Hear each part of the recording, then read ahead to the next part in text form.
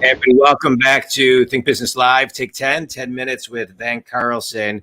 Van, it's great to connect with you. You're the founder of your company, which is, sorry, I know I'm reading one thing, but then we just talked about the change. But the company is SRA 831B Admin, Strategic Risk Alternatives. And you're a company that helps manage and mitigate risk in businesses, which I think is so important today. So talk a little bit about, how people should be thinking about risk today, right? In I'm going to say an endemic world, because it seems like everything is ending and mandates are normal. Right. Mandates are lifting locally and around the country. So what does risk look like today?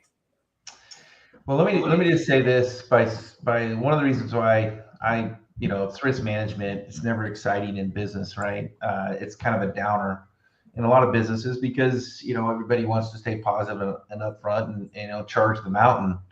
And I'll just say this, we're not making enough risk takers going forward in life from what I can see. And so if there's anything we can do to help mitigate the risk takers are taking, and just let them be aware of certain tools that are available to them to help mitigate. And it really comes down to calculated risk.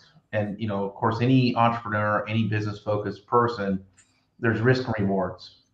And if I can manage my risk more effectively, the rewards can be much greater. Typically, in the world of business, the smaller the reward, smaller the risk. Yeah.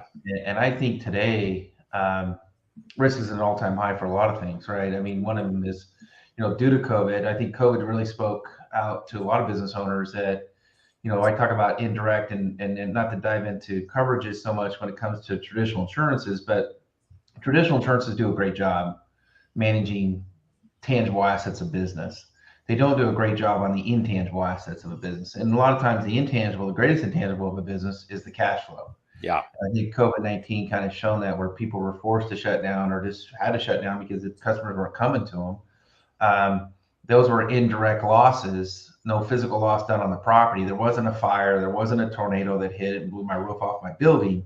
It's just simply I had to shut down, and there was no traditional business interruption there.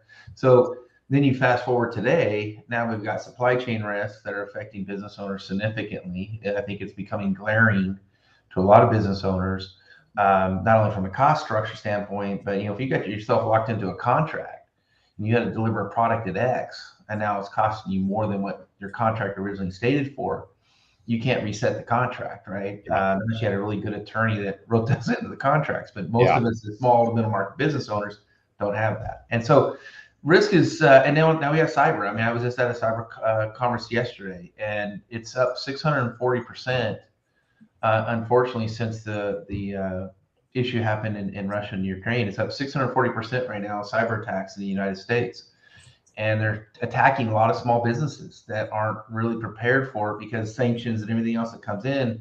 These are government sanctioned cyber attacks on small to middle market business owners that have a ton of exposure out there in cyber. It's amazing how much data we collect. Yeah. It's amazing that, moving money through internet, POS systems, all those things. I mean, this is a huge responsibility we take on. And unfortunately, traditional insurance companies can't do it all. They will never do it all. They have no interest to do it all. And so there's a ton of self-insuring risk. And there's a little known tax code called 831B. Yeah. Let's talk about that. For those people who don't understand, what the 831B is. Yeah, so 831B is really what happened in 1986 tax reform is when it was introduced. This, like the 401k tax code, was introduced in the 1978 legislation. It was 401k was an incentive to create a retirement for the owners plus their employees. Evolved that way, essentially. The 831B was designed to create an incentive to recognize business owners are self-insuring risk. And how do you make that more of an incentive and really more of a tax incentive savings account to recognize that risk? A good example, if I have a warranty, if I sell a widget, I have a warranty I have to give, which is an applied warranty, but then to be competitive, I might do a 5-year warranty on that product. Well, I'm covering from 2 to 5 on my own. Most businesses are required by state law to give you some kind of implied warranty. But if I'm extending my warranty out, that's an unfunded liability for the next 5 years. And depending on where the economy's at and everything else. So what was happening back in 1986, though, a lot of businesses were just, rates went up to, I wrote an article for Forbes on it. It was called the Liability Crisis. And basically people were being canceled, non-renewed for insurances if they had one claim. And now we're starting to see that as well tick up right now because we have a hardening of the market, traditional insurances. We have a huge demand on directors and officers, professional liability insurance. Cyber policies today are being written with more exclusions. And so when you start looking at the overall risk management of a business, unfortunately, there's a lot of risk that goes unfunded. You can't transfer that risk, right? If I can buy fire insurance for my building, I'm going to buy it through ABC Insurance Company. I'm transferring that risk to the insurance company for a premium. A lot of times it's retained inside the company. And I can go on and on about the risk factor. And for time, we don't need to discuss it in depth. But risk is not a problem if you own a business. You got plenty of it. So anyway, the tax code was put in place to create an incentive for you to own some kind of form of an and when I talk about an 831B plan, it really has to look and feel like an insurance company. So we admin 831B plans. That's what our company does. Yeah. No different than a 401k administrator.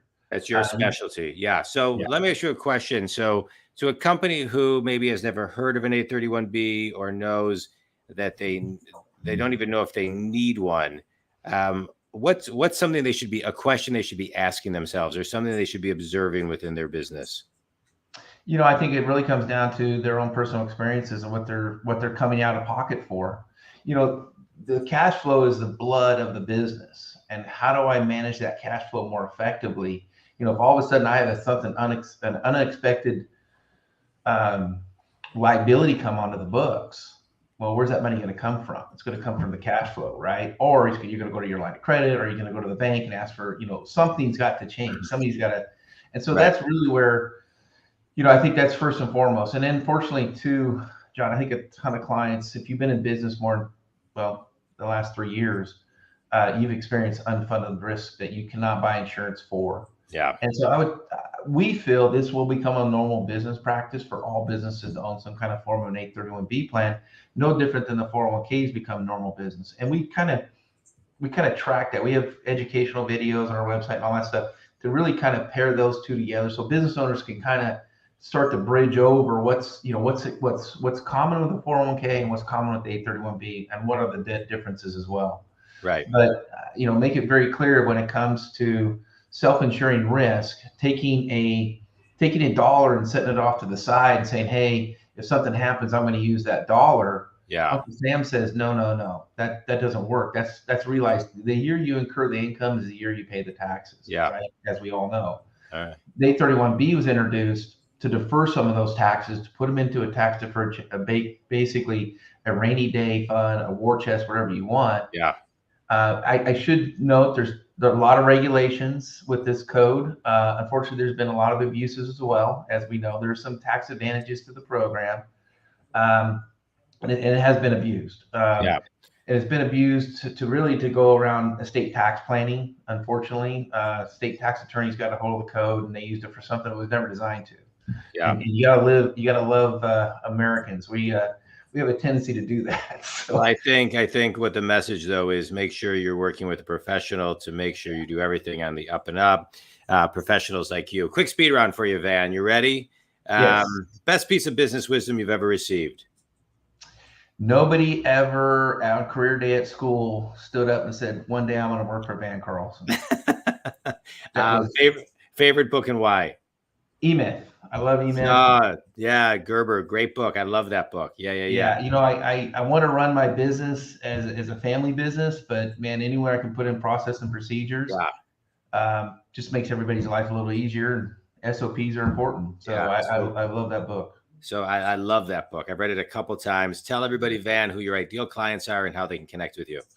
Our ideal clients are business owners, forward thinking a little bit, and people that want to work not necessarily in their business all the time, but on their business. And this is a learning curve to it, and then there's a concept to it that I think a lot of business owners aren't familiar with it. But 831b.com is where they want to start, and from there they can find our team and engage us in any way they like. We have about 180 agents around the country that represent our products, and we love to put them in touch if we can geographically as well. So certainly appreciate it. Well, Van, I appreciate you being part of the 10-Minute Think Business Live series. It's great. Gives people a really important flavor of something in business that they need, that they either know they need or aren't thinking about it, and it makes it top of mind. Think Community 831b, the letter B.com, if you want to connect with Van. Van, I appreciate you talking about everything today. Thanks for sharing your wisdom with the Think Community. Think Community, thank you so much. Have a great day, everybody. Thanks, Van. Thank you.